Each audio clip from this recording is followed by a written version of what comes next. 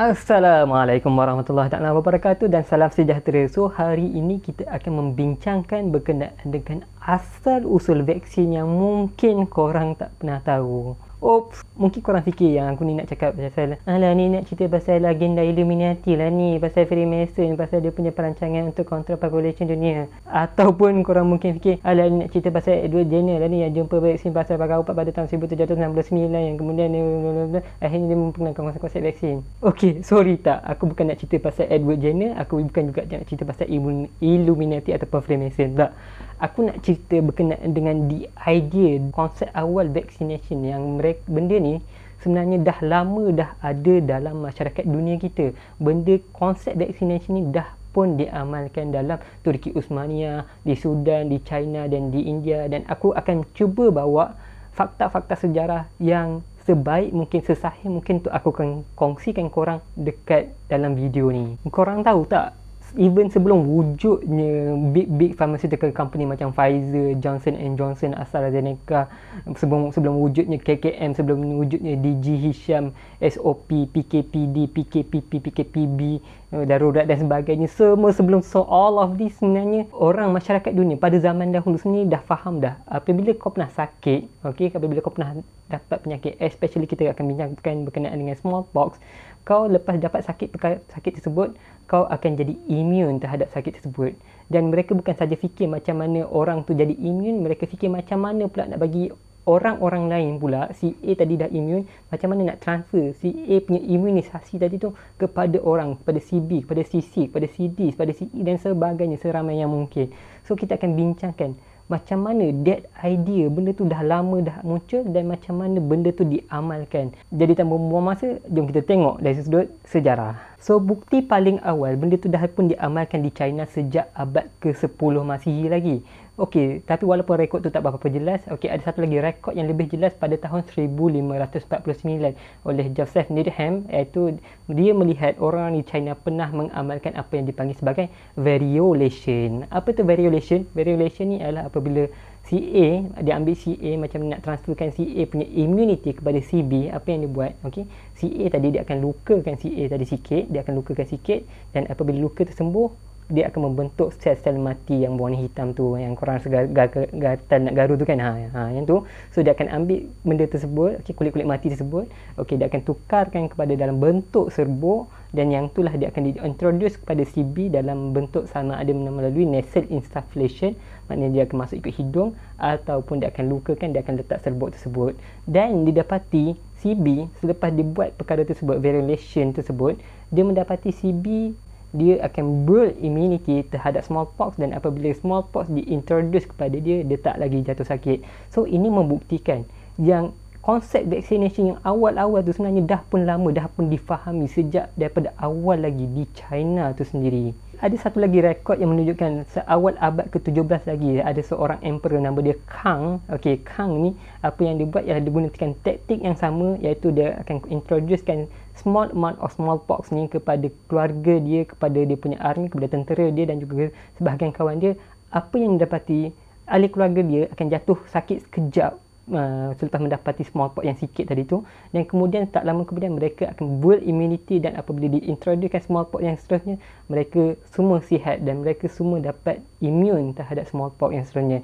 So ini membuktikan benda tu dah pun diamalkan di China. Dan kita tengok pula apa yang berlaku di India. Di India seawal 1731 ada seorang penulis bernama Oliver Cowpe telah pun menulis apa yang mereka amalkan adalah sedikit berbeza. Apa yang mereka buat ialah smallpox tu, smallpox tu dia akan pecahkan dia punya nanah tu menggunakan sebuah jarum, dan jarum tu dia akan daripada si A tadi dia akan transfer kepada si B, dan dia akan transfer dekat upper arm. Jarum tadi tu dia akan cocok dalam bentuk bulatan. Apa yang dia nak buat, dia nak introduce smallpox yang daripada si A kepada si B supaya si B dapat build immunity terhadap smallpox, dan benda tu didapati berkesan.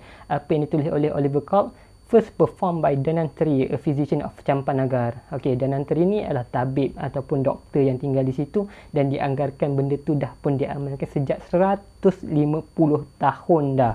Kita tengok pula bukti bagaimana konsep vaccination ni diamalkan pula di Turki Uthmaniyah. Ada satu surat yang ditulis oleh pada tahun 1714 yang ditulis oleh Emmanuel Timonis di Konstantinopel.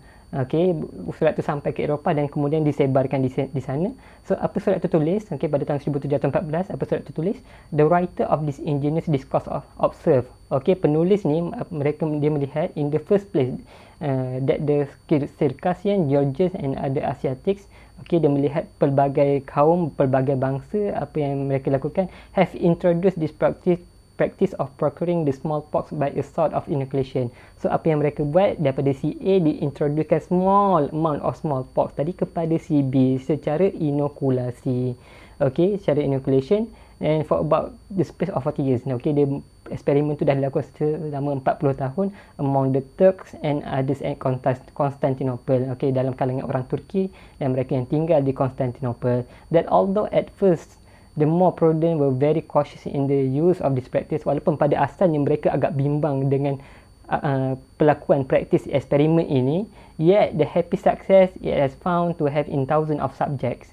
Tapi happy success, result yang menggembirakan apa yang mereka melihat daripada thousands of subject dalam puluhan ribu subjek for this 8 years past, dalam tempoh 8 tahun, has put it out of all suspicion and doubt, membuatkan mereka tak lagi bimbang bagaimana praktis inokulasi tadi diamalkan, konsep vaksinasi tadi diamalkan dalam Turki Uthmaniyah. Since the operation having been performed on person of all ages, sexes and different temperament. So akhirnya benda tu pun diamalkan dalam semua kalangan lapisan masyarakat lah, senang cerita. None have been found to die of the smallpox. Tak ada orang yang subjek-subjek tadi tu apabila diintroducekan smallpox mendapati mereka mati akibat smallpox. They that have this inoculation practice upon them are very subject to very slight symptoms. Mereka yang dah diperkenalkan smallpox dan small amount melalui inokulasi tadi hanya ada slight symptom yang ringan sahaja.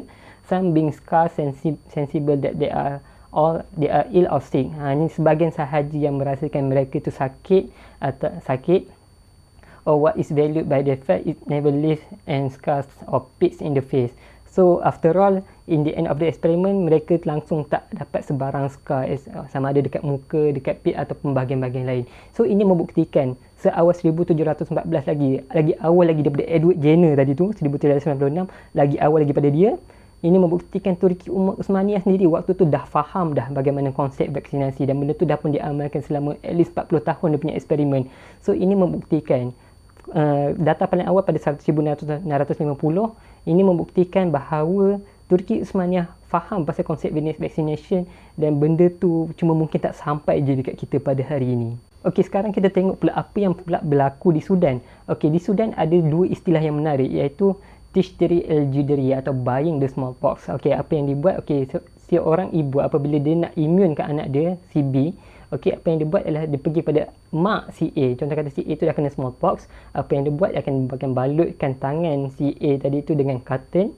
Kemudian dekat sebab semata-mata nak dapatkan smallpox tu yang sikit tu, kemudian dia akan transferkan cotton tadi tu, kain tadi tu kepada si anaknya si B. So teknik ni dipanggil Tishtiri al-Jidri, sebab si mak tu sanggup bayar kepada mak si A tadi, si mak si B sanggup bayar pada mak si A semata-mata nak dapatkan sedikit smallpox untuk diberikan kepada anak dia. Kalau korang fikir, nampak jahatnya, tak. Hasilnya anak dia mungkin ada fever sikit, mungkin ada batuk-batuk sikit, mungkin ada demam sikit, tapi hasilnya anak dia imun, lagi selamat lagi pada smallpox. Dan ada juga satu lagi istilah namakan Dak al-Jadri, hitting the smallpox. Okey, apa yang dia buat kali ni, dia cocok poster ataupun nanah-nanah yang ada dekat tangan si A tadi tu, dia akan kumpulkan dan kemudian nanah tersebut akan disapu pada si B. Okey, dia akan lukakan si B dan dia akan sapukan. Kali ni teknik ni dinamakan Dak al-Jadri atau hitting the smallpox. Okey, cocok the smallpox. So ini membuktikan benda tu dah pun diamalkan di Sudan, dah pun diamalkan di Turki Uthmaniyah, dah diamalkan di China dan juga India. Okey, so apa konklusinya di sini? Konklusinya di sini, aku tak tahulah nak cakap macam mana. Okey, seriously, okey, aku nak jadi emotional sikit lah. Hari ni. Sebab aku bila baca pasal fakta-fakta sejarah ni, aku punya mind, sebab aku gila rasa seronok sebab sebenarnya konsep penyakit berjangkit ni sebenarnya dah lama dah difahami dalam masyarakat dunia. Bukan tu saja, mereka juga faham konsep immunity. Apabila kau dah sakit, bila kau sembuh, kau akan immune terhadap penyakit berjangkit tersebut. Bahkan konsep immunity tu boleh dipindahkan secara artificial, secara bukannya virus tu yang datang serang, tapi kau sendiri yang ambil virus tu secara smart man, kemudian introducekan kepada CB tadi tu. Ini yang konsep yang bagi aku tak tahulah bagi korang, tapi aku memang sangat excited lah bila baca pasal benda ni. Aku sangat-sangat kecewa lah pada zaman sekarang bila ada orang yang datang dan dia menolak vaksin ni, sebab kita adalah generasi yang terpisah. Kita dah tak nampak polio, kita dah tak nampak tetanus, kita dah tak nampak dah smallpox, kita dah tak nampak dah Spanish flu. Semua big disaster, wabak-wabak yang hebat-hebat ni kita dah tak nampak dah.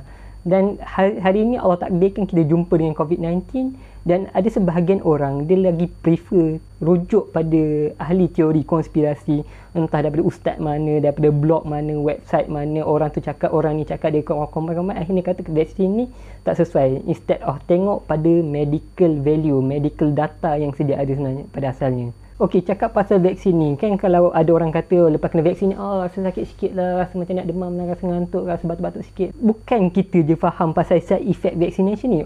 Orang zaman dulu pun memang dah faham dah. Sebab tu lagilah diorang kan dah ada kata dah, diorang akan ada sikit small symptom of smallpox. Tapi at the end of the day, apa yang diorang nak adalah immunity sendiri terhadap smallpox. So maksudnya mereka apabila ada kena smallpox tu, mereka kebal, tak sakit, tak jatuh sakit dah.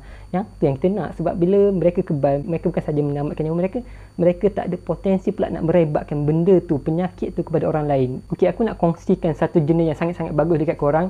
Ada dekat Journal of the Royal of Society of Medicine, The Origins of Inoculation, tulisan Arthur Boysen. Nanti korang boleh baca lah sendiri untuk sahkan apa yang aku cakap ni betul ke tak betul.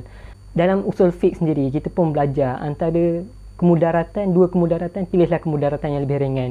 Okey, antara tak selesa pakai mask, tak selesa sangat pakai mask, better kau pakai mask lah daripada kau tak selesa pakai tangki oksigen dekat dalam ward hospital.